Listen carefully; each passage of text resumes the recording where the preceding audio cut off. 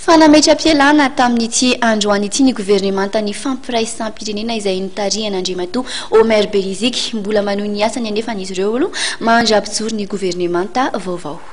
Natolotry ny Prime Ministre Omer Belizik ny filoham-pirenena vaovao Hery Rajaonarivampianina androany ny taratasy fametra-pialan'ny gouvernemanta amin'ny fampiraisampirenena araka ny didim-panjakana laharana 420 tsipika 750. Nekeny izany fametra-pialana izany ary mandra-pisanga ny gouvernemanta vaovao dia manohy ny asa an'ireo mpikambana ao amin'ny gouvernemanta Belizik. Tamin'ity fotoana ity ihany koa dia nisy ny fahatsiarovana natolotry ny gouvernemanta Belizik ho an'ny filoha mivady Hery Rajaonarivampianina.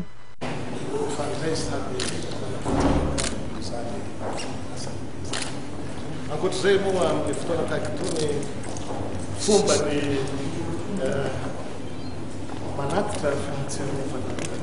ireny koa dia voninahitra hoanay ato amin'ny gouvernemanta ny manatitra ireto fahatsiarovana ireto. Fahatsiaro fa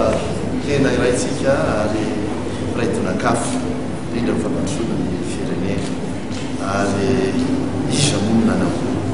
efa taona lasa telo taona lasa ndraiky Prime-Ministre na io mbolana lasa aza fa dia tahaka izao mba fidain'Andriamanitra manaiky izany fa dia miasa izy ary iraiky zany rehetrarehetra zany tolotsiny firenena hoan'ny vahoaka Tsaraikiray ngeza be zay mariako foana moa ariakeo tsindrina mafy tsy maintsy